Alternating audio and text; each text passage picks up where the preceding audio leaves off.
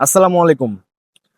সুখ আসলে এমন একটা জিনিস, এটা উপলব্ধি করার জিনিস। আপনি যখন সব দিক থেকে সুখে থাকবেন, তখন যদি অন্যজনের সুখ নিয়ে কম্পেয়ার করেন নিজের সাথে, তাহলে কিন্তু আপনি সুখ থেকে বিচ্যুত হয়ে যাবেন। বা যদি এমন একজন ব্যক্তি যে কিনা আপনার থেকে দেখতে মনে হয় বেশি সুখে আছে বাইরে থেকে, তখন যদি আপনি চিন্তা করেন যে এই ব্যক্তিটা এত সুখে আছে, মনে হয় কত ভালোই না আছে।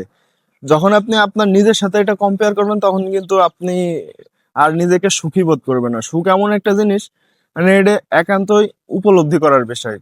সাপোজ একজন বিজনেসম্যান, তার অনেক টাকা পয়সা থাকবে, সে একজন কোনো একজন ব্যক্তি সফল বিজনেসম্যান, আর আপনি একজন স্বাভাবিক চাকুরিজীবী।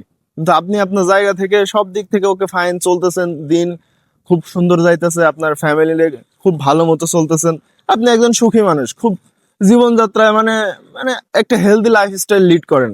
কিন্তু আপনি যখন ওই বিজনেসম্যানের কথা ডিপলি চিন্তা করবেন এবং নিজের সাথে কম্পেয়ারে যাবেন যে এই ব্যক্তিটা টাকা পয়সার কোনো অভাব নেই, যেখানে যায় সেখানে ওনাকে একটা আলাদা প্রায়োরিটি বা আলাদা একটা সমাজে দাম দেওয়া হচ্ছে, বা তার লাইফে মানে ভোগ বিলাসের কোনো অভাব নেই, যখন আপনি এইভাবে চিন্তা করবেন আমি তো এটা করতে পারতেছি না, তাহলে তো তখন দেখবেন নিজেকে খুব খারাপ লাগবে।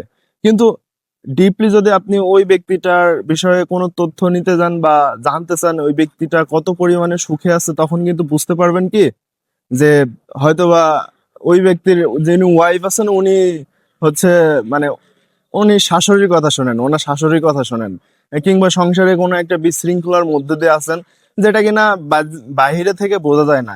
কিন্তু আপনি চিন্তা করতেছেন না ওই ব্যক্তিটা সবচেয়ে সুখে আছে, কিন্তু খোঁজ খবর যদি খুব ডিপলি নেন, আপনি চিন্তা করে দেখবেন কি না আপনি অনেক সুখে আছেন।